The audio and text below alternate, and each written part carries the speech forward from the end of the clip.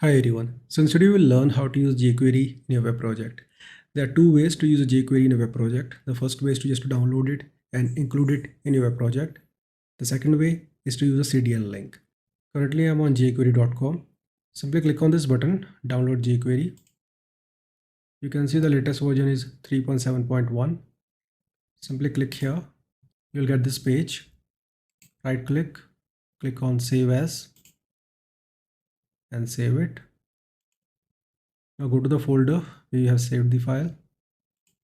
So that's the folder. Simply right click, click here, open with code. I'm using VS Code as my code editor here. Simply create a index file here, index.html. Let's have a basic HTML structure. Add a link to the style sheet, which is style.css. Use a script tag here and add your jQuery file like this. Also will create a script file later. So let's have one script tag for that, script.js. In this example, we'll create a button and select the button using the jQuery selector. Add a click event listener to it, and upon click of the button, will display a alert message. So let's create that button here. Text will be click me. Save it. Create a style sheet here, style.css. Select the button element. Display will be block. Margin will be 0 and auto. Padding will be 10 pixel and 20 pixel. Border will be none. Border radius will be 5 pixels. Background color will be dark slate blue. Font weight will be bold. Font color will be white. And cursor will be pointer. Save it. Also create a script file here, script.js. To select a button using a jQuery, you need a $. Then the CSS selector, which is button.